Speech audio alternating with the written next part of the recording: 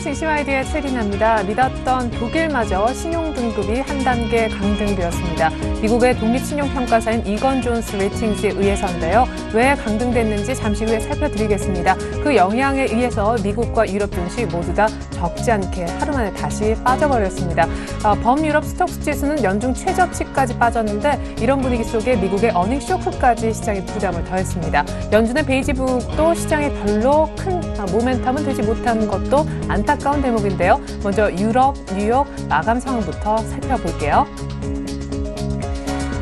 뉴욕 증시는 실적 부진 그리고 독일의 신용등급 강등 때문에 다시 한번 밀렸습니다. 다우가 1%, 나스닥이 2% 넘게 하락을 했는데요. 애플은 다음 주 실적 발표를 앞두고 2분기 아이패드에 대한 부진 전망이 나오면서 주당 $400가 장중에 깨지기도 했었습니다. 종가상도 연중 최저치를 찍었고요. 뱅크 오브 아메리카가 실적 부진의 주인공입니다. 1분기 모기지 수익이 부진하면서 주당 20센트밖에 순이익이 나오지 않았어요. 예상치는 25센트였는데 말이죠. 역시 주가도 5% 가까이 빠졌고요.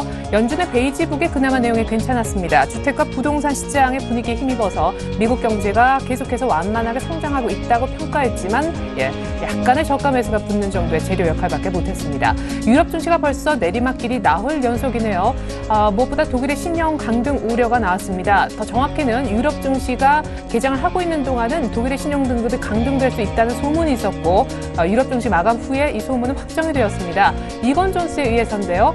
A 플러스 쪽의 신용 등급이 그냥 A로 한 단계 강등이 된 것이죠. 유로존의 엑스포저가 크다. 그리고 독일도 GDP 대비 부채가 적지 않다라는 이유였습니다. 네, 우리 증시도 추가 하락이 예상되지만 계속해서 1900을 다져왔기 때문에 오후장에는 올라올 것이다라는 전망까지 나와 있는 지금입니다. 먼저 출발 증시와이드 일부의 주요 소식부터 체크해 보겠습니다.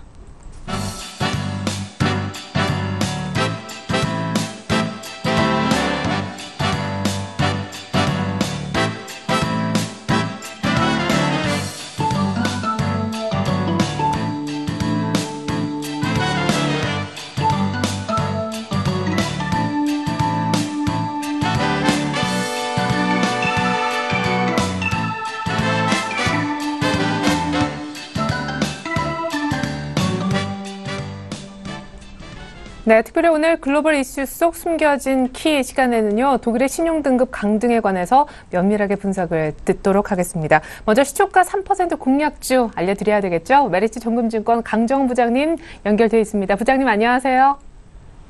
네, 아직 연결이 원활치 않은가 봅니다. 전일에 시움메디칼이라는 심장 충격기 만드는 회사를 추천해 주셨었는데 지난주 수요일부터요. 저희가 시초가 공약주를 플러스 마이너스 3%로 대응하려고 룰을 조금 변경을 했습니다. 그 이후에 사실상 누적 승수는 6전 가운데 1무 3승 2패인데요. 승패는 당일날 확정이 되고 그렇지 않으면 무승부가 됐을 경우에는 그 다음 날까지 저희가 하루 더 이연시켜서 승패를 결정 짓고 있습니다. 자, 시움메디칼 AS부터 들어보고 오늘 시초가에 들어가 볼 만한 종목도 알아보겠습니다. 부장님. 네, 안녕하세요. 네, 시움메디칼 AS 직접 좀 해주시면 좋겠어요. 네, 시움메디칼 어제 11,900원에 출발했습니다. 1.8%, 11,150원까지 상승했는데요. 종가는 좀 밀린 모습을 보였습니다. 시움메디칼 하지만 저가 매수의 기회가 될 수 있는 종목이기도 하기 때문에 시초가 컨셉으로는 오늘까지 3%가 하회되면 테러 처리하거나 무승부로 처리하겠습니다만 정부 정책 수익 모멘텀의 기대감 그리고 조정 밸류에이션 한 30배 정도, PE 30배 정도 적용할 수 있는 그런 종목이고 2만 원대까지의 밸류에이션 매력을 생각해 보시고요. 계속적으로 단기간은 저희가 제시한 시나리오대로 대응하시고 중장기적으로는 제가 말씀 투자 포인트 참고하시고 대응하시면 되겠습니다. 네, 전일 시초가 대비 3%가 14,350원인데 현재는 무승부 정도이고요. 오늘까지 승패자를 결정 짓도록 하겠습니다. 시움메디칼 AS는 저희가 2부 말미에 들어보고요. 오늘 시초가는 공략해볼 만한 종목이 KH바텍이라고요. 실적이 괜찮은지 그 부분도 궁금하네요. 네, KH바텍을 말씀드리겠고요. KH바텍은 휴대폰과 노트북에 들어가는 그 외장과 내장, 조립 모듈을 공급하고 있는 회사라고 보시면 되겠습니다. 스마트폰의 성장과 태블릿 시장의 성장을 더불어서 LCD 대형 사이즈 대형화에 대한 그 프레임 역할을 할 수 있는 이런 금속 소재 수요가 꾸준히 증가하고 있는 추세라고 보시면 되겠고요. 투자 포인트는 세 가지를 둘 수 있는데요. 첫 번째는 2분기 실적 호전 기대입니다. 1분기에도 매출액 1,490억, 영업이익은 89억을 전망하면서 지난 4분기 대비해서 매출액은 12% 증가할 것으로 전망되고 있습니다. 매출액 증가 부분은 역시 이제 국내 고객의 기존 단말기 관련 매출이 꾸준히 유지된 부분도 있고요. 부진할 것으로 예상됐습니다만 아마존 향의 부품 매출도 꾸준하게 유지된 것이 주요 원인으로 분석되고 있는 상황입니다. 국내 고객의 신규 단말기 출시 효과와 그 리치 모션, 그 림의 그 신규 모델 출시에 따른 그 영향은 2분기로 좀 실적이 좀 이연될 것으로 전망되고 있고요. 2분기에도 이제 전체적으로 전분기 대비 올해 1, 4분기 실적 대비 매출액은 70% 이상 증가할 것으로 전망되고 있습니다. 영업이익도 146억 전망을 하면서 전체적으로 삼성전자 신제품 효과가 본격화될 것으로 전망되고 있고요. 국내선 물량은 지금까지 생산했던 모델의 규모를 크게 상회할 것으로 전망되면서 태블릿 PC 신제품도 2분기부터 양산되면서 2분기 영업이익은 1분기 대비해서 80% 증가한 145억을 전망하고 있습니다. 이런 2분기 실적에 대한 기대감이 있고 올해 실적 전체적으로 보게 되면 올해 예상 EPS가 2,524원입니다. 현 주가 PER 800 미만 수준이고 2014년과 2015년 매년 그 영업이익이 대폭 증가할 것으로 전망되고 있고 2015년까지는 뭐 올해 영업이익 대비해서 80% 이상 증가할 것으로 전망되고 있는 상황이기 때문에 올해 실적, 올해 예상 EPS 포드 전망치 대비해서 밸류에이션 PER 10배를 적용하더라도 25,000원 이상의 밸류에이션이 있는 상황이고 기관도 최근에 3월 22일부터 57만 주 수매수를 보이고 있고 외국인도 3일 동안 7만 주 정도의 매수가 유입되는 부분 역시 이런 부분들을 투자 포인트로 제시하도록 하겠습니다. 네. 자, 이제 이런 변동성 장세에서도 오늘 차트를 켜보니까 KH바텍은 신고가를 내고 있는 종목인데 한 2만 원짜리인 것 같습니다. 역시 오늘 시초가 공략해보면 되는 거죠? 네, 시초가 대비 3% 플러스 마이너스 3%로 생각하시면 되겠습니다. 네, 좋습니다. 무엇보다 2분기에 대한 실적을 기대해볼 수 있는 종목 KH바텍 설명이었습니다. 강정 부장님 감사합니다. 네, 고맙습니다.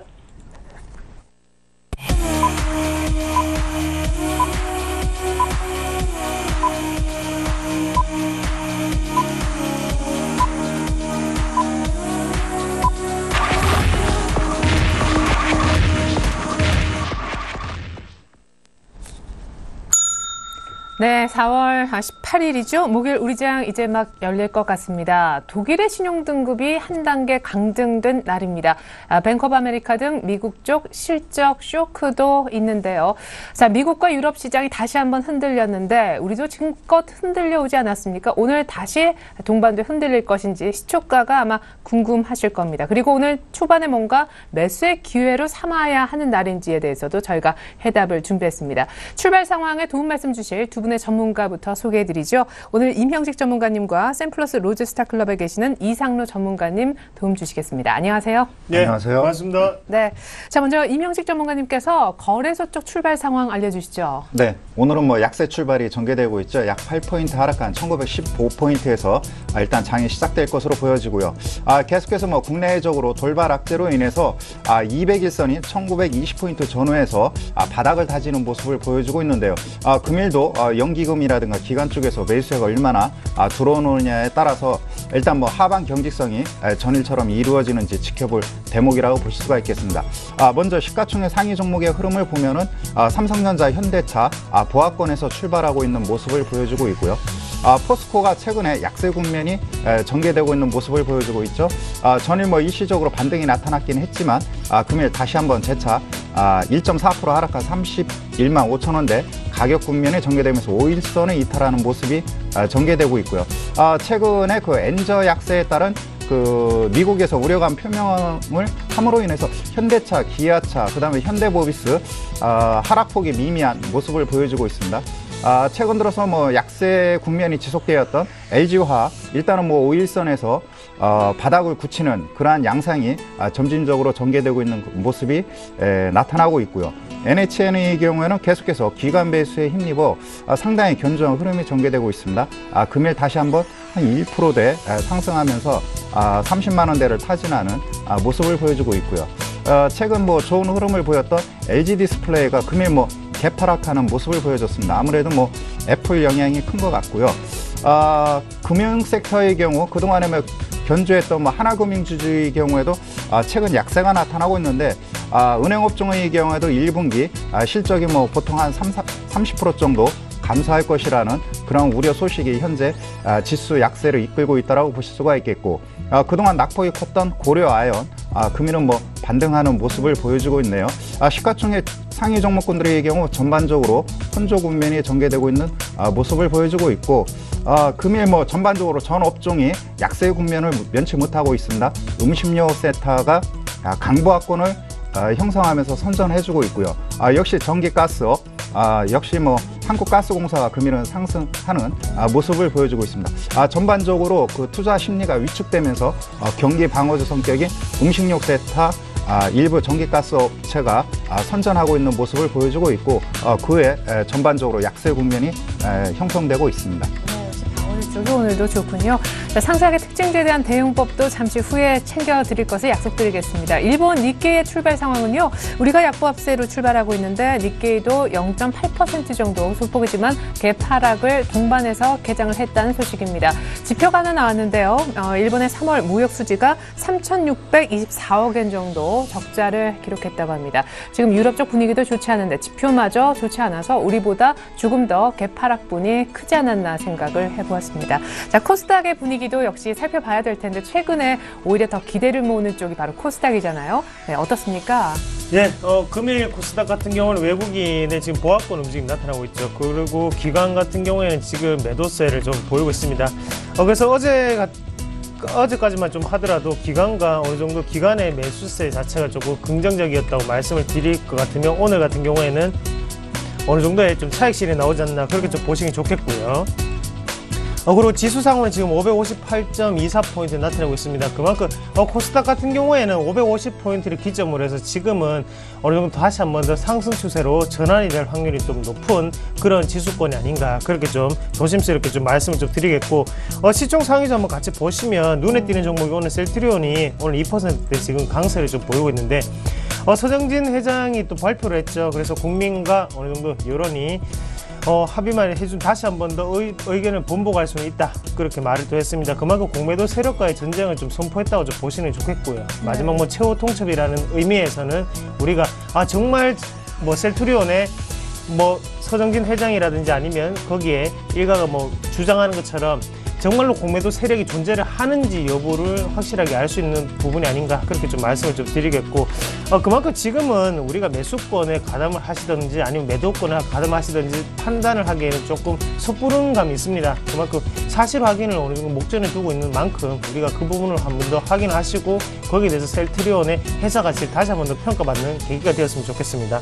그리고 다시 한번 넘어가서 서울반도체 같은 경우에 지금 1%대의 하락세를 좀 보이고 있는 상태고요. 눈에 띄는 종목군 한번 말씀을 드리면 YG엔터테인먼트 같은 종목군 지금 시장을 조금 긍정적으로 이끌어가고 있죠. 거기에서 오늘도 강보합권 움직임이 나타나고 있다는 거 한번 살펴보시면 좋을 것 같습니다. 그리고 최근 들어서 셀트리온은 약세를 보면서 시젠이라는 바이오 제약주의 종목 자체가 좀 많이 올랐었는데 어제 상당히 낙폭이 컸죠. 근데 오늘 같은 경우에 강보합권 움직임 나타나는 점 한번 눈여겨보시면 좀 좋을 것 같고요. 그리고 SK 브로드밴드 0.3% 정도 지금 강보합권 움직임, 전체적으로 시장에 지금 대형주 섹터 같은 경우에는 강보합권 움직임이 조금 많다는 것을 한번 더 눈여겨보시면 좀 좋을 것 같습니다. 네. 네, 이렇게 해서 저희가 코스닥 분석까지 개장 상황에 대해서 한번 들어봤고요. 외환시장 동향도 아마 궁금하실 텐데요. IBK 투자증권의 김수만 연구원님 연결돼 있습니다. 안녕하세요. 예, 안녕하십니까. 네, 독일의 신용등급 깎였고 또 사실 베이지봉 내용은 좋았지만은 중국도 지방부채 우려가 지금 나온 상황인데 환율 오늘 오르고 있다면서요. 예, 그렇습니다. 현재 달러원 시장은 3.45원 상승한 1121.95원의 장을 시작 중에 있습니다. 간밤 글로벌 외환시장에서는 말씀하셨던 것처럼 유로화가 20의 정책금리 인하 전망과 중국 지방정부 채무 우려에 따라서 안전자산 선호 속에서 약세를 보였습니다. 유로화는 달러화에 대해 유로당 1.3030달러를 기록하며 전일 대비 무려 0.0147달러나 급락하였습니다. 엔달러의 경우에는 98.12엔을 나타내면서 전일 대비 0.06엔 상승하였습니다. 중국 지방정부 채무 문제가 연일 이슈가 되고 있는데요. 전일 중국 회계협회 부회장이 중국 지방정부 채무가 이미 통제불능 상황이라고 하면서 이 문제가 부각되면 미국 서브프라임 모기지 사태보다 더 심한 충격을 줄 수 있다고 있다고 공개적으로 경고하면서 글로벌 위험 거래의 심리를 위축시켰습니다. 또한 분데스방크 총재가 향후 나올 경제 및 인플레이션 지표에 따라서 ECB가 기준금리를 인하할 가능성을 시사하면서 유로화 약세는 탄력을 받았습니다. 그리고 미 신용평가사인 이건 존스가 동일 신용등급을 기존 싱글 A 플러스에서 싱글 A로 하향 조정하면서 유로화 낙폭을 더 키웠습니다. 현재 유로화는 기술적으로 주요 지지선인 1.30달러 근처까지 내려왔습니다. 만약 지지선을 깬다고 한다면 1.26달러까지 추가로 하락할 가능성이 보이며, 다만 반대로 ECB가 기타 주요 은행에 비해서 덜 완화적인 통화 정책을 편다면 어제 급락은 좀 과한 수준으로 보고 있습니다. 금일 국내 외환시장 같은 경우에는 전일에 이어 달러 환율의 단기 저점 인식과 대외 불확실성에 따라서 달러 환율의 레벨을 좀 더 높일 것으로 보고 있습니다. 일단 금일 국내 외환시장에서 특별한 이슈가 없는 상황입니다. 다만 앞서 말씀드렸던 것처럼 중국 지방정부 채무 문제, 그리고 미국 신용평가사인 이건 존스의 독일 신용등급 하향 조정에 따라서 달러화 매수 심리가 좀 더 강하게 이어질 것으로 보고 있습니다. 전일 역외 NDF 환율 역시 3원 가까이 상승한 1122.75원으로 상승했기 때문에 이 영향에 따라서 금일 국내 외환시장 역시 달러 환율이 계속 지속적으로 상승할 것으로 보고 있습니다. 그래서 금일 달러 환율 레인지는 1115원에서 1125원으로 예상하고 있습니다. 네, 감사합니다. 외환시장 분석에 김수만 연구원님의 도움이 있었습니다. 잘 이해했습니다. 감사합니다.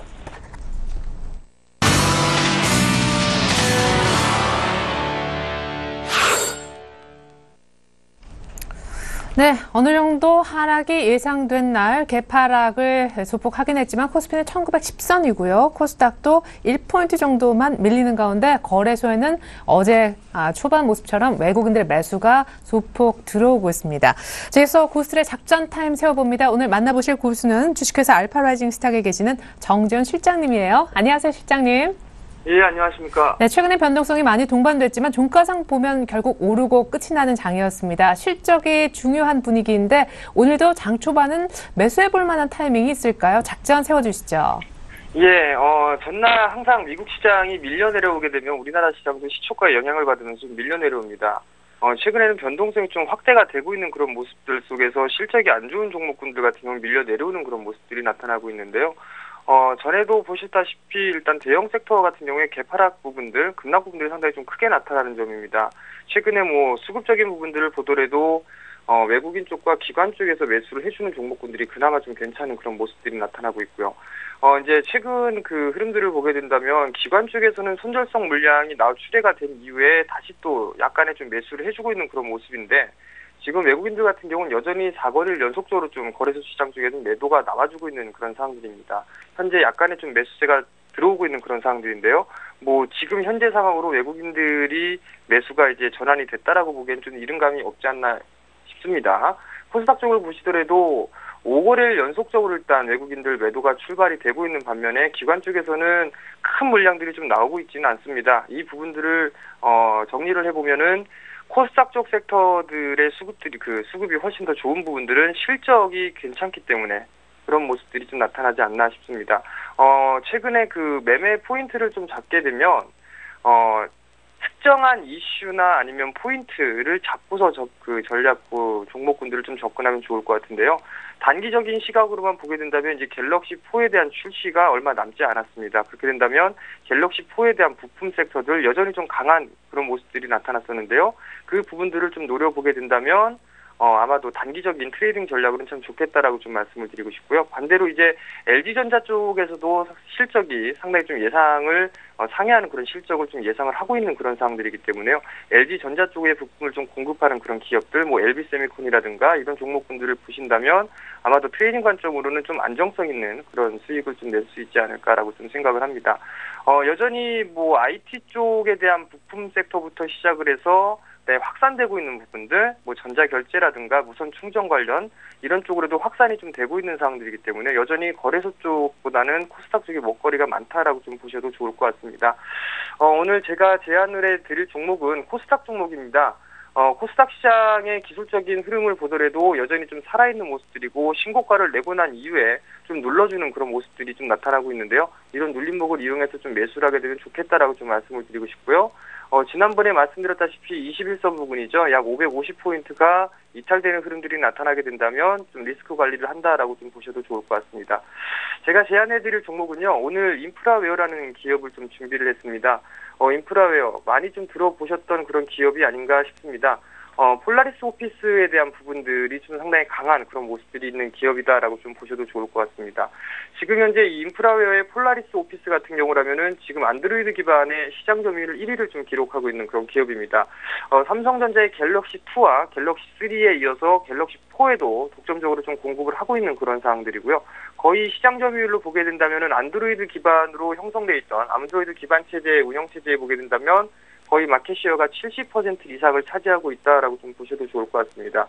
그 이외에 뭐 삼성전자뿐만이 아니라 LG전자 그리고 화웨이, HTC에도 공급을 하고 있는 그런 상황들이기 때문에 안정적인 매출이 가능하다라고 좀 보셔도 좋을 것 같고요. 뿐만 아니라 2013년도 시장에서는 지분법 평가액이 좀 반영되는 그런 기업들의 주가 탄력이 상당히 좀 좋습니다. 지분법 대상인 디오텍과 인프라웨어 테크놀로지가 있는데요. 뭐 전자 사전 솔루션이라든가 아니면은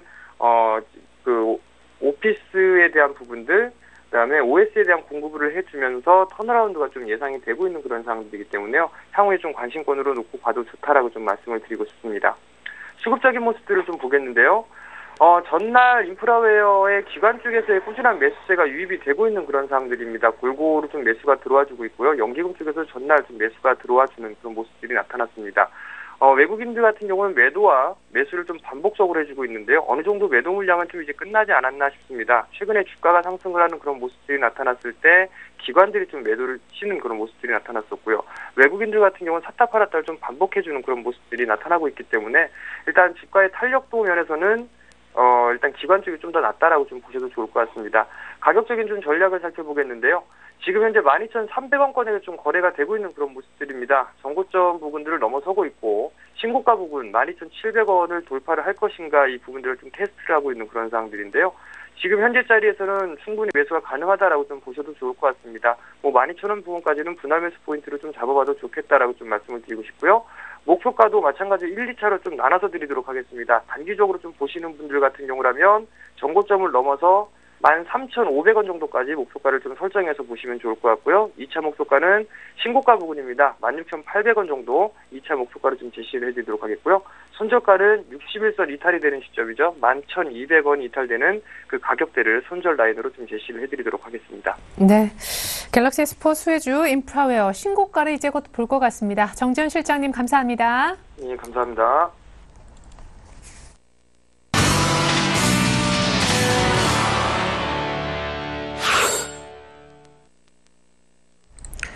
네, 현재 코스피는 여전히 1910선이고요. 외국인보다는 개인들이 훨씬 더 강한 매수 욕심을 보여주고 있습니다. 코스닥도 1포인트 정도 하락세가 유지가 되고 있네요. 자, 시각 특징 종목, 특징 업종 분위기 살펴보겠습니다. 자, 오늘따라 웬일인지 LG 디스플레이가 하락세가 깊다라고 아까 얘기를 해주셨는데 역시 좀 굴욕을 당한 애플 때문이 아닌가 싶습니다. 아이패드 2. 별로 이제 좀 많이 팔리지 않을 것으로 보인다는 그런 전망. 오늘 또 관련주도 좀 걱정이 됩니다. 네, 전통적으로 뭐 애플의 경우 신제품을 3, 4월 달에 출시하고 또 9월 달에 이렇게 출시하는 경향이 있는데, 네. 3, 4월 예정이었던 그런 신제품 출시는 일단은 뭐 기대하기 힘든 상황이고요. 9월달 가서야 일단은 뭐 아이패드 신제품이 출시될 것으로 보여집니다. 그렇다 보니까 이쪽 애플의 공급처인 LG 디스플레이의 주가 하락이 금일 크게 나타났다라고 볼 수가 있겠습니다. 뭐 장중 갭하락 이후 낙폭을 축소하고 있는 그런 모습을 보여주고 있지만은 일단은 그런 것 같습니다. LG전자 쪽에 선전하고 있기 때문에 이쪽 부분에 그러한 영업이익 개선 이것 때문에 애플 의존도가 아무리 크다 하더라도 과도한 하락은 좀 완화되지 않을까 이렇게 판단이 됩니다. 그렇기 때문에 3만 원대 전후에서 어느 정도 안정적인 움직임이 전개될 것으로 보여지고요. 그렇기 때문에 뭐 LG 디스플레이 경우 일단은 차트를 보시면은 단기적으로 33,000원대를 돌파하기는 쉽지 않은 양상이겠죠. 그렇기 때문에 LG 디스플레이 뭐 3만 원대 전후에 좀 더 횡보적인 흐름이 전개되지 않을까 이렇게 판단이 되고요. 네. 여타 IT 섹터의 경우에도 뭐 약세 국면이 전개되고 있는데 전반적으로 외국인 쪽에 매물 압박이 일단은 뭐 IT 업종의 상승을 제한한다라고 볼 수가 있겠습니다. SK 하이닉스의 경우에도 기관 쪽에서 꾸준하게 매수세가 유입되고 있지만 금일도 SK 하이닉스 약세 국면이 전개되고 있는 모습을 보여주고 있습니다. 전반적으로 뭐 IT 섹터의 경우는 2분기 비수익이기는 하지만 외국인 매도 공세가 일단은 뭐 잠복돼 있는 만큼 2분기에는 뭐 저점 매수 기회로 삼아야 되는 그런 시기가 아닌가 이렇게 판단이 됩니다. 네, 그리고 최근에 크게 이제 어닝 쇼크 논란이 빚어졌었고 전일 대림 산업으로 약간 만회가 되는 듯했던 건설주 한번 보겠습니다. 또 건설사를 계열사로 갖고 있는 그런 이제 종목들도 좀 살펴봤으면 싶은데 당장 대림 산업도 별로 반등이 안 나오네요. 네, 어제 뭐 워낙 마이너스 6%에서 7%까지 급반등이 나타났고요. 대량 거래가 터졌기 때문에 어느 정도 뭐 손바뀜은 나타났다라고 볼 수가 있겠습니다. 그러나 대림 산업의 실적 발표 내용을 살펴보면은 전년 동기 대비 30% 이상이 상승을 했습니다. 사우디, 쿠웨이트 쪽에서도 역시 공사 손실이 발생을 했습니다. 원가 상승률이 약 한 3% 정도 증가를 했는데 다른 플랜트 건설업체 대비 원가율이 93% 아주 양호한 수준을 형성을 했습니다. 특히 뭐 중동 의존도에서 필리핀, 동남아시아 쪽으로 뭐 수익성을 다변화하고 있고요. 그렇기 때문에 대림 산업의 경우 현재 뭐 펀더멘탈 대비 목표 가격의 경우는 12만 원을 계속 고수를 하고 있습니다. 그렇다면은 GS건설 여파로 인해서 대림 산업의 경우 한 9만 5천 원, 9만 원대에서 주가가 7, 8만 원대까지 하락한 그런 상황에 놓여 있기 때문에 좀 시간이 지나면은 8만 5천 원권까지 안착되지 않을까 이렇게 판단이 되고요. 그 외에 나머지 건설사들의 경우에도 차별화가 일단 실적 발표 이후 나타날 것으로 보여지고 만도라든가 그다음에 두산중공업이 전에 뭐 모회사와 자회사 이쪽 유상증자 참여 소식으로 급락이 나타났는데 네. 이러한 요인들은 좀 완화될 것 같습니다. 전에 뭐 증자가 완료된 한라건설의 경우 반등 모멘텀이 나타나는 모습이 나타났거든요. 그렇기 때문에 유동성 위기에 따른 그런 뭐 심리적 압박은 벗어나겠고 향후 뭐 2분기 뒤에 얼마만큼 건설사들이 추가적으로 수주 모멘텀이 이루어지느냐 여기에 일단 뭐 반등의 강도가 이루어질 것으로 보여지고 당분간 일부 건설업체들의 경우에는 한 1년 정도 약세 국면이 뭐 지속되지 않을까 이렇게 판단이 됩니다. 네, 감사합니다. 이어서 코스닥의 특징주 살펴보죠. 먼저 셀트리온으로 시작하는 게 순서가 아닐까 싶습니다. 서장준 회장의 기자회견 이후에 진짜 롤러코스터 주가 흐름인데 오늘은 다시 한번 번복 가능성 때문인지 급등이군요. 네, 맞습니다. 셀트리온이 말이 상당히 많고요. 거기에 대해서 지금 같은 경우에 시장의 분위기상 또 5%대 지금 상승을 좀 보이고 있는데, 그거죠. 우리 뭐 시청자분들이나 아니면 뭐 주주분들이 바라시는 거는 과연 공매도 세력이 존재를 하는가 아직까지 네. 그 부분이겠고요. 거기에 대해서 회사 측에서 바라는 부분은 공매도 세력이 분명히 있기 때문에 지금 주가가 계속적으로 내려가고 있는 거고 거기에 대해서 시청자 확실한 실적적인 분위기를 원합니다. 그러면 지금 영업이익이라든지 아니면 그런 부분 자체를 무수상의 부분이 아니라 확실하게 어느 정도 투명하게 나오는 부분을 좀 원하는 것 같습니다. 그래서 이 부분을 제가 뭐 조심스럽게 말씀을 드리는 것도 그만큼 긴밀한 부분이기 때문에 조심스럽게 좀 말씀을 드리는 부분이고 다만 지금 같은 부분에서의 반등은 우리가 조금 더 지켜보셔야 되는 시점이 아닌가 그렇게 좀 말씀을 드릴게요. 이 반등 추이 자체를 우리가 너무 긍정적으로 해석을 하시고 지금 뭐 매수를 하시거나 이런 관점보다는요 한 번 더 좀 지켜보시는 전략이 좀 더 어떻겠나 그렇게 좀 말씀을 드리겠고 셀트리온이 지금 주가에 영향을 코스피 지수에 영향을 미치는 것은 극히 일부분이죠. 그런 부분을 좀 더 생각을 하시면 좀 좋을 것 같아요. 그래서 코스닥 같은 경우에 지금 개별주 성향이 뚜렷하게 나타나는 게 바로 코스닥이거든요. 네. 그래서 코스닥 전체적인 흐름 자체를 셀트리온에 맡기기보다는 셀트리온은 셀트리온 나름대로로 우리가 조금 더 해석을 하실 필요가 있지 않겠나 그렇게 좀 말씀을 드릴게요. 네, 자 이어서 테마주 쪽도 역시 한번 살펴봤으면 좋겠는데 오로라라는 뭐 어떻게 보면 가장 사실은 강했던 종목이 점 한가에 들어갔다고 하는데 싸이 관련된 가장 강했던 종목이 갑자기 한가로 곤두박질 치는 이유 들어보겠고요. 오늘 신공항 관련 테마는 또 상한가 종목이 많다면서요. 네, 맞습니다. 일단 오로라부터 좀 말씀을 드려야 될 것 같은데요.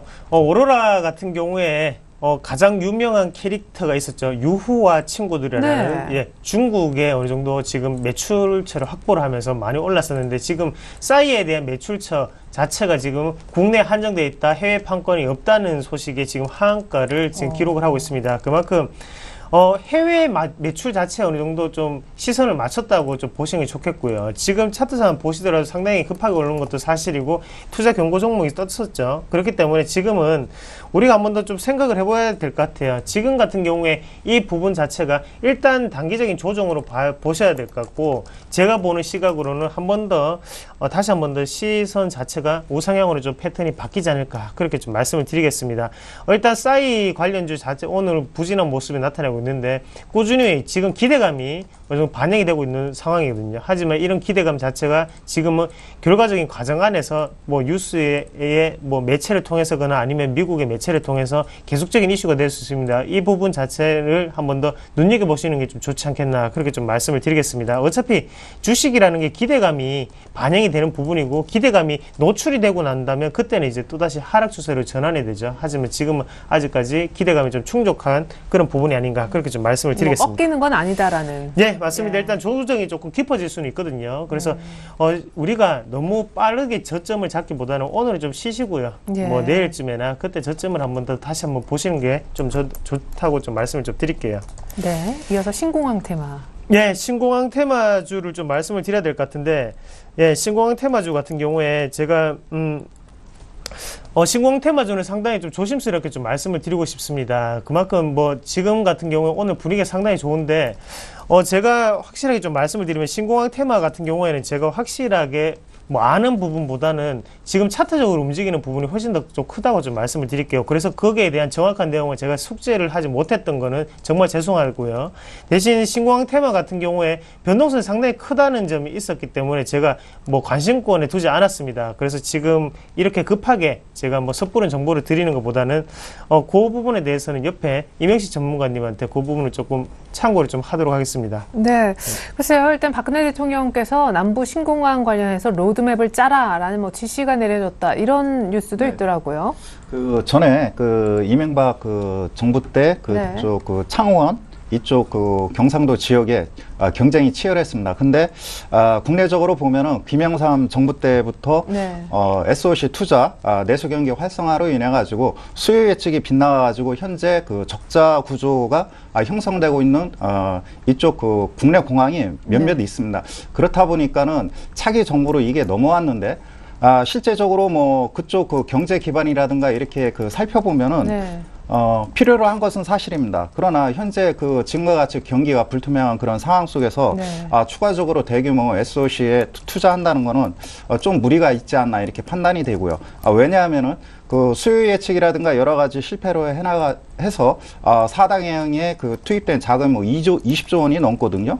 현재 뭐 추경 편성한 게 뭐 19조, 17조 왔다 갔다 하고, 그만큼 정부에서 얼마나 세입, 세출, 재정 규모를 알맞게 구성을 하고 예산을 집행하느냐에 따라서 이러한 그 나라 살림이 그 좋아지거든요. 현재 뭐 그 외국에서도 국가 신용 등급 이거에 어느 정도 그 뭐랄까 예의주시하고 있는 그런 상황입니다. 그렇다 보면은 신공항 이쪽 결정은 좀 그 장기화되지 않을까, 이렇게 판단이 됩니다. 예. 그러면 뭐 사실은 근데 그런 어떤 분위기만 있어도 이렇게 상한가를 쉽게 갈 수 있는 신공항 테마인 걸 보면 굉장히 가볍긴 하거든요. 언제든지 뉴스 하나 뜨면 상한가 갈 수 있을 정도로. 그 테마주의 특성이고요. 예, 신공항의 건설 여부와는 무관하게. 네, 그렇습니다. 일단은 뭐 투자 심리가 뭐 많이 위축이 되고 있고, 이쪽 코스피 시장에 수익 내기 어렵다 보니까 그러한 그 모멘텀이 작년 하반기부터 지속되고 있다라고 볼 수가 있겠고, 일단은 뭐 테마주 이 경우 신공항보다는 오히려 지하터널 이쪽이 더 그 확실한 것 같습니다. 그렇기 때문에 이왕이면은 지하로 해서 전철 그 활성화하는 이쪽 그 정책에 일단 뭐 주안점을 두는 것이 필요하다라고 여겨집니다. 네. 자, 이어서 거래소 쪽에 있는 그러면 특징주 조금 더 살펴보죠. 오늘 오래간만에 고려 아연도 소폭이지만 반등한다는 소식을 제가 대신 간략하게 전달을 해드리겠고요. 오늘 아트원재즈 유증 소식이 있었지만은 상한가에 들어갔습니다. 이제 위쪽에 보면 모 회사로 한솔재즈가 있는 그런 종목인데, 그리고 대유 에이텍이라는 이 종목이 보험업을 인가받았다. 네, 그렇습니다. 뭐 두 이슈의 경우 뭐 큰 이슈는 아닌데요. 자회사가 모회사인 그 한솔재즈 쪽으로 뭐 한 200억 정도 3자 배정으로 일단 네. 참여를 하게 되는데 확실한 그 내용은 없습니다. 단순히 참여하겠다는 이야기만 나오고 있기 때문에 한솔재즈의 뭐 주가 하락은 뭐 미미하다라고 보실 수가 있겠고 네. 상대적으로 아트원재즈가 상한가에 진입한 것은 좀 이해할 수 없는 그런 상황이라고 볼 수가 있겠고요. 대유에이텍의 경우에도 그런 것 같습니다. 현재 국면에서 뭐 보험업 인가를 받았다고 하는데 현재 그 뭐라고 할까요? 기존의 그 보험사들의 경우에도 현재 저금리 구조로 인해 가지고 수익성 내기가 쉽지 않은 그런 상황이거든요. 그렇기 때문에 대유에이텍의 보험사 인가를 받았다 하더라도 얼마나 그쪽 그 보험 시장에서 차별화돼 가지고 시장에 안착하느냐 이것이 중요한 것 같습니다. 그렇기 때문에 일단은 그 장기적 측면에서 지켜봐야 될 대목이고요. 네. 현재 시점에서는 뭐 또 다른 그런 사업 다각화 측면에서 일단 뭐 시장이 긍정적으로 반영하고 있는 것 같습니다. 네. 원래 이제 차에 알루미늄 휠하고 시트를 생산하는 업체였었는데 보험업 쪽에 진출 이제 허가가 떨어졌다라는 소식에 오늘 또 좀 움직이는 대유 에이텍까지 살펴봤습니다. 네, 코스피 코스닥은 뭐 여전히 코스닥은 이제 곧 상승 전환할 것 같은 분위기이긴 한데 아직은 파란불입니다. 이어서 전일 수급 특징주와 대응법 알아보겠습니다. 자, 먼저 거래소 관련해서요. 전일까지 외국인들이요 나흘 연속 매도했고 오늘 역시 장 초반에 전일 초반에 그랬던 것처럼 소폭의 매수를 보여주고 있긴 한데 좀 매수 강도가 떨어지고 있습니다. 이 기간 동안 나흘 동안 뭘 많이 정리를 했는가? 순매도 상위 종목 누적입니다. 보니까 코덱스 200 그리고 삼성전자, 현대차 모비스, NHN 외국인은 팔았네요. 그리고 삼성 엔지니어링 그리고 오늘까지 사흘째 하락하는 SK 하이닉스도 외국인은 삼성전자와 함께 소폭 팔았던 것으로 나옵니다. 이어서 기관의 방어 기간 동안 기관이 샀던 종목들입니다. 네, 기관은 이제 15일부터 약간 이제 방어 내지는 매도가 좀 줄었었는데요. 역시 외국인이 판 코덱스 200 사줬고요. 기관은 역시 유틸리티 통신 쪽에 집중하고 있습니다. 한국전력 그리고 이제 내일부터 갤럭시 S4 예약 판매가 가능한 KT 샀고요. LG U+는 어제 SKT보다 더 강한 신고가를 내기도 했었는데 역시 기관 종목이었습니다. 삼성전자 역시 받아줬고 NHN 기관이 끌고 가고 있죠. 제일모직도 참고로 기관이 러브콜을 보내고 있는 종목이라는 것을 알 수가 있었습니다. 자, 외국인 파는 것보다도 기관이 요즘에 소위 땡기는 방어주들, 통신주, 네. 유틸리티 굉장히 참 관심이 가네요. 네, 그 나름대로 이유가 있고 실적도 괜찮습니다. 한국전력의 경우는 상대적으로 일본 그 전력회사에 비해 그 상대적으로 양호한 수익성 이러한 것들이 뭐 작용되고 있다라고 볼 수가 있겠죠. 엔저약사의 수혜주라고 합니다. 왜냐하면은 뭐 연료비 일본 업체들의 경우는 증가 부담이 악재로 작용하고 있고요.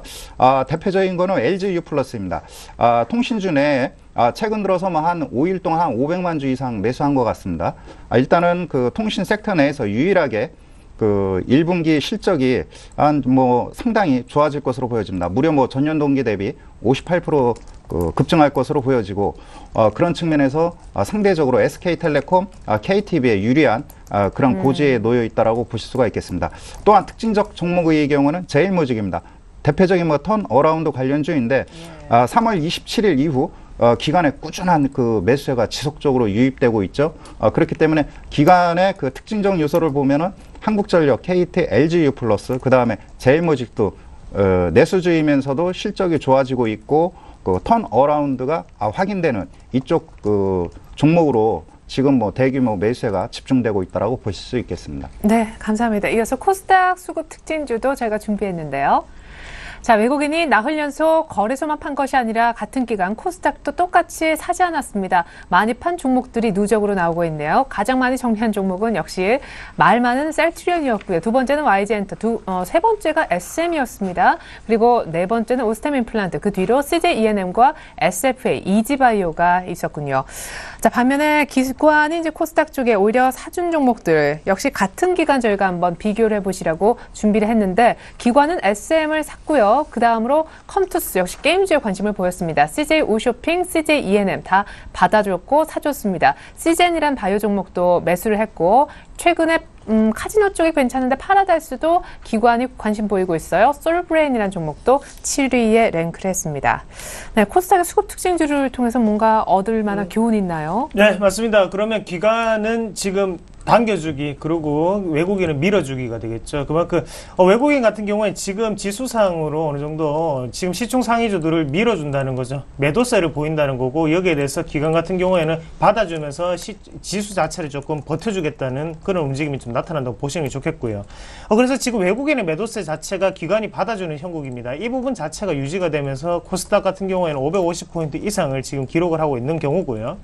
실적에 대한 기대감이 있는 종목군들만 외국 기관이 지금 매수를 한다는 것을 꼭 눈여겨보셔야 될 것 같아요. 그만큼 셀트리온이 오늘 시장에서 크게 오르고 있지만 여기에 대해서 기관은 큰 매수세를 보이지 않는다는 것을 우리가 눈여겨보실 수가 있겠고요. 다만 지금 기관이 매수를 보이는 종목군들 같이 한번 보시면 SM이라든지 아니면 컴투스, 그리고 CJ오쇼핑, CJN 파라다이스까지 지금 같은 경우에 1분기 실적 기대감이 리포트들이 계속적으로 나오는 종목군들이거든요. 그런 기대감이 있는 종목들을 우리가 한번 더 눈여겨보셔야 될 것 같고, 여기에 시총 상위주기 때문에 조금 더 프리미엄이 붙어서 기관의 매수세가 좀 더 들어온다, 그렇게 좀 해석을 하시면 좀 좋을 것 같습니다. 네, 이제 두 분의 오늘장 전략 조언 구해보겠습니다. 먼저 이명식 전문가님, 이렇게 방어주로 기관이 집중적으로 쓸어 담는 모습을 저희가 확인을 했는데 지금쯤 개인들 동참해도 괜찮을까요? 극명하게 차별화 장세가 나타났을 때 따라가도 괜찮을 것 같습니다. 특히 그 음식료 섹터의 경우 52주 신고가를 나타내고 있는 농심이라든가 대상, 최근 2, 3개월 동안 너무 과도한 것이 아닌가 우려감도 솔직히 있었습니다. 그러나 3월부로 그 미국에서 곡물 일부 재고가 증가했다는 소식과 함께 곡물뿐만 아니라 원재재 가격이 계속 내려가고 있습니다. 그렇기 때문에 한전의 예를 봐서 그렇지만 그 원재료 가격으로 인해서 비용 감소 요인, 수익성 개선 요인이 나타나고 있는 그 확실한 섹터가 있죠. 그 음식료 섹터이고요. 특히 이들 종목군들의 경우 작년 하반기에 제품 가격을 그 한 20% 정도 내로 인상을 했고 중국 시장이 확대되고 있습니다. 그렇기 때문에 일단은 2분기 계절적 요인이 있는 일부 그 음식료 종목도 있고요. 그렇기 때문에 2분기 내에서는 나름대로 불확실한 장세에서 대안주가 아닌가 이렇게 판단이 됩니다. 네, 지금 따라가도 괜찮다. 음식료 쪽 얘기를 주셨습니다. 이어서 이상로 전문가님의 한 말씀. 네, 일단 지금 시장의 분위기를 한번 보시면 일단 코스닥이 지수를 지켜주려면 바이오 제약주가 한 번 더 반등이 나와야 된다고 좀 보시면 좀 좋을 것 같고요. 지금 벌써 상승 전환했네요. 네, 맞습니다. 지금 시장을 이끄는 분위기 자체가 지금은 개별주 장세지만 그중에서 바이오 제약이라든지 아니면 엔터주 관련이 여기서 무너지게 된다면 일단 코스닥 분위기도 상당히 죽게 되죠. 그런 분위기상 보면 지금 코스피는 어쩔 수 없이 실적 자체가 동반되는 부분이 없다는 거죠. 하지만 코스닥으로 넘어와서 보면 바이오 제약이라든지 엔터주 같은 경우 기대감에 플러스해서 지금 실적까지 동반되는 종목군들, 그러면 당연히 기관의 수급이 몰릴 수밖에 없고요. 만약에 코스닥이 다시 한 번 더 크게 올라가려고 하면 바이오 제약 업종 자체가 다시 반등이 나와줘야 된다는 거죠. 그래서 오늘 시장의 포인트는 바이오 제약 업종이 반등이 나오는지 한번 여부를 지켜보시고 반등이 나온다면 코스닥 아직 죽지 않았다, 그렇게 좀 정리를 해드리겠습니다. 네, 이명식 전문가님, 이상로 전문가님과 함께 출발 상황, 또 오늘장 조언까지 들었습니다. 감사합니다. 네, 맞습니다.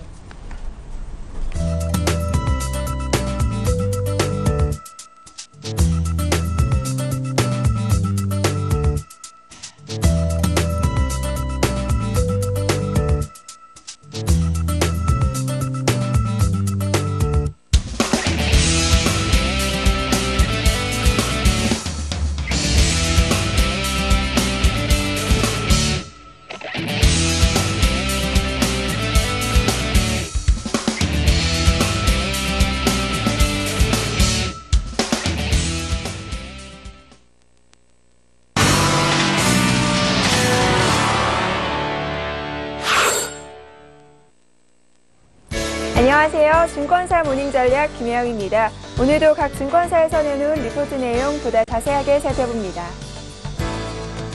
삼성증권입니다. 1900선 지지력에 대한 신뢰도, 이신영증권에서는 반전을 기다리며 한양증권에서는 61선 회복 시까지 순환매 가능성은 낮다. 동부증권에서는 이벤트에서 실적으로라는 리포트 살펴주셨습니다. 보다 자세한 내용입니다. 먼저 삼성증권입니다. 코스피는 제한된 반등이 전망됩니다. 기술적 포인트로는 삼각 수렴 패턴의 이 하단 이탈 후 약세 흐름이 우세하다는 점입니다.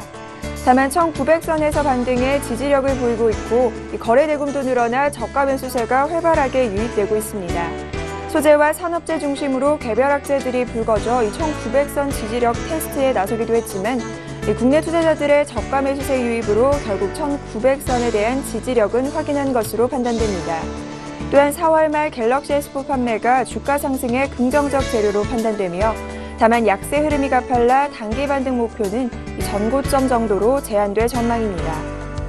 이어서 신영증권입니다. 그로다 총재의 양적 완화와 이 한은의 금리 동결로 대비되는 한국 경기에 대한 상대적 부담에도 불구하고 정부의 경기 부양책과 추경 집행을 감안할 때 내수 경기는 하반기 이후 회복세 진입이 예상됩니다. PBR 1배의 주가 지수인 1920선을 전후로 지지선 역할이 예상되고 있는데요. 장기 투자자의 경우 현재 시장 상황보다는 주식 가격과 밸류에이션에 투자하는 것이 보다 현명하다고 판단됩니다. 현대차 주가의 신저치 기록과 건설주의 실적 부담으로 야기된 산업재와 금융주 등 대형주 전반의 동반 하락은 향후 주식시장의 반전 가능성을 고려한다면 오히려 종목별 옥석을 가려야 하는 시점이라고 생각됩니다. 이어서 한양증권입니다.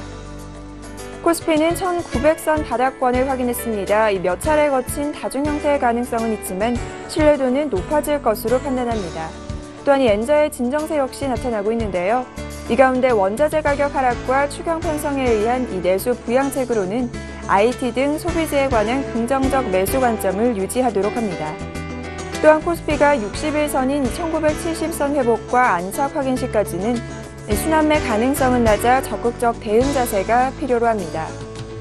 마지막으로 이 코스피 1900에서 1970선에서는 미 박스권 대응이 필요하고 대형주 실적 발표 후반부까지는 중소형주의 상대적인 강세 가능성이 나타날 것으로 보입니다. 네, 오늘은 동부증권 도곡금융센터의 이의연 대리님 연결해 자세한 리포트 내용 살펴봅니다. 안녕하세요. 네, 안녕하세요. 네, 리포트 내용 살펴주시죠. 네, 시장 반등이 생각처럼 쉽게 이루어지지 않고 있습니다. 일반적으로 시장이 반등해야 될 타이밍에 제대로 된 반등이 이루어지지 못하고 계속 저항선을 맞고 떨어지는 흐름을 보이는 경우에는 그만큼 시장 여건이 어렵다는 반증으로 하단을 조금 더 열어놓으시면서 보수적으로 접근하시는 것이 맞고요. 우선 시장은 단발성 이벤트들이 여전히 많지만 본원적인 실적으로 관심이 넘어가고 있고요. 어제 미국 기업들의 실적 발표를 보시더라도 실적 시즌 초반에는 선방을 하면서 출발했지만 최근 들어 실적 분위기가 다운그레이드 되는 모습입니다. 일단 23일 애플 실적이 발표되는데요. 그날이 중요한 미증시의 분기점이 될 수 있을 것으로 보이고요. 전일 5% 넘게 급락세를 연출한 것에서 유추해 볼 수 있듯이 시장의 분위기가 좋아 보이지는 않습니다. 물론 최근 하락장에서 추세를 저희 시장에서 잘 버텨주고 있는 LG전자나 삼성전자를 보시더라도 애플의 실적 부진이 저희가 볼 반사 이익도 어느 정도 있지만 전체적인 글로벌 증시의 투자 심리에는 안 좋은 영향을 미칠 것으로 보이고요. 저희 국내 기업의 실적도 화학이나 정유, 건설, 철강 등 전통적인 기관 산업들의 실적 전망이 좋지 않고요. 당장 중국의 여건이나 원자재 시장을 보시더라도 시장 상황이 녹록치는 않은 입장입니다. 물론 최근 급등했던 글로벌 증시에서 소외되었던 저희 증시의 가격 메리트는 여전히 있지만 전반적인 투자 심리가 여기가 저점이라는 공감대가 형성되기 전까지는 반등이 오더라도 자율 반등 정도의 수준일 것 같고요. 투자자분들은 실적 예상치가 상향되고 있는 IT나 헬스케어, 제약 등의 업종에 실적을 확인하시고 선별적으로 접근하시기 바랍니다. 이상입니다. 네, 동부증권 도곡금융센터의 이의연 대리님 연결해 자세한 리포트 내용 살펴봤습니다. 오늘 말씀 감사합니다. 네, 감사합니다. 네, 지금까지 증권사 모닝전략 김혜영이었습니다.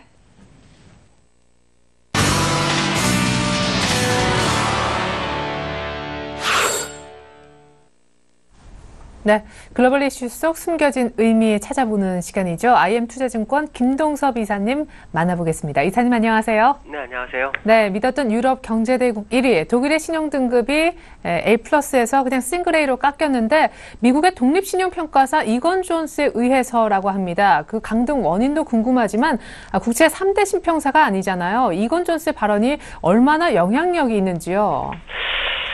이건 존스가 지난번에 그 프랑스 신용등급 강등 치고요. 그때 네. 그 시장에서 정말 그 대박이라는 표현을 쓸 수 있을 정도로 이건 존스가 그때 히트를 쳤었거든요.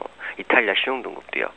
그 당시에는 독일이나 프랑스가 유로존의 기초자산이기 때문에 신용등급 강등 자체가 어렵다고 생각했는데 이건 존스가 실행을 했죠. 그러면서 이제 주변 국가, 주변의 신용평가 기관들도 역시 따라서 움직이는 그런 결과를 낳았다라는 거죠. 이건 존스가 오늘 A+ 싱글 A로 지금 낮추는 그런 상황이 됐거든요. 이게 이제 어떻게 바라봐야 될 거냐. 이거를 보면은 우리가 생각할 수 있는 것은 다른 신용평가에서 독일의 신용등급을 어떤 조정하는 데 있어서 잣대가 될 수 있다는 생각을 한번 해봐야 될 것 같고요. 아마 독일을 통해서 그 유로존의 어떤 성장 부분에 대한 압박용 카드가 될 수도 있다라고 생각하고 있습니다. 지금 유로존에서는 그 성장이 좀 부족한 상태죠.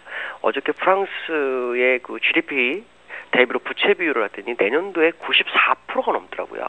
그러니까 지금 계속해서 긴축을 하고 있지만 성장이 못하고 있기 때문에 이런 부분에 있어서 결국 그 독일도 역시 국내 총생산 대비로 부채 비율이 점점 늘고 있다라는 거, 이런 부분들을 내세우면서 유로존의 어떤 성장을 쪽으로 방향을 틀게 하는 그런 결과를 가져오는 등급 하향이 아니었을까라는 생각을 해보고 있고요. 일단 이건 존스가 이렇게 되면 조만간 다른 신용평가원에서도 어떤 코멘트가 나올 확률은 열어두고 보시는 것도 나쁘지 않겠다라고 말씀드릴 수 있습니다. 네, 강등 원인 중에도 하나는 물론 유로존 다른 국가에 대한 익스포저도 있었지만 GDP 대비 부채 비율 경고도 있었었는데 무엇보다 중국의 지방정부 채무가 통제 불가능할 정도고 이것이 2008년 서브프라임 충격 이상일 수도 있다는 얘기가 중국 내부에서 나왔네요. 중국 회계사협회 부회장인 장커라는 사람이 얘기를 한 건데요. 2010년도에 중국 지방 채무가 10조 7천억 위안 정도가 됐다고 합니다. 근데 지금 그 이후로는 발표를 하지 않고 있는데 시장에서 나타나는 것은 약 20조 위안 정도 된다고 한다죠. 문제는 뭐냐면 이 돈을 채권을 발행해서 도로 정비라든가 이런 데는 잘 쓰고는 있지만 그 돈을 갚지를 못하고 있어서 채권을 발행해서 빚을 돌려막는 그런 상황이 계속 연출되고 있다라는 부분이죠. 그렇게 되면 중국의 문제가 미국의 서브프라임 모기처럼 대형 악재로 작용할 수 있다라는 얘기를 하는데요. 제가 볼 땐 좀 쉽지 않을 것 같습니다. 왜 그러냐면 일단 중국 중앙정부에서 가진 외환 보유고가 우리나라 달러로 3조 4천억 달러 정도 들고 있거든요. 그러니까 이런 거로 본다면은 사실 이거는 큰 문제 없다라고 보여주고 있고요. 다만 중요한 것은 이게 이제 자본주의 국가라면 우리가 아주 중요하게 바라보면서 중국에서의 큰 문제를 발생할 수 있다라고 할 수 있겠지만 약간 사회주의 국가이기 때문에 아마 중앙정부에서 막을 능력이 있다라고 판단하고 있고요. 다만 이 내용이 나온 게 아마도 중국에 있는 어떤 회계 업체가 해외 진출을 계획하는 그런 가운데서도 클리어한 모습, 그러니까 중국 자기는 안 하지만 정확하게 자기들은 이렇게 한다라는 것을 나타내는 그런 내용이 아니었나라고 판단하고 있습니다. 네. 자, 그리고 금값 얘기를 좀 해보죠. 장기 투자를 생각하고 있다면 금 지금 사라. 라고 CNBC에 있는 투자 매니저가 얘기를 했다고요. 굉장히 확신에 찬 목소리였던 것 같은데 어떤 이유를 들었는지요? 지금 시장이 약간 불안전한 성장을 좀 하고 있거든요. 불안전한 성장을 하고 있는 가운데서 유로존에도 역시 문제가 있고 또 돈을 많이 풀었기 때문에 시장에 인플레이션이 만연할 수 있고요. 또 계속해서 예상치 못한 사건이 나죠. 이번에 테러도 마찬가지고 또 우리나라도 지정학적 리스크로 인해서 계속 어려움을 겪는 것처럼 어떤 예상치 못한 상황이 도래했을 경우에 해지 수단으로서 상당히 매력이 있다라는 거죠. 그러니까 지금 금값이 내려왔다라는 것은 매수의 기회다라고 봐야 될 거다라는 건데요. 제가 볼 때도 매수는 하는 게 맞는 것 같습니다. 더 이상 하락하기 좀 어려울 것 같고요. 아시아의 중화계 쪽에서는 지금 금을 사재기하고 있다고 하죠.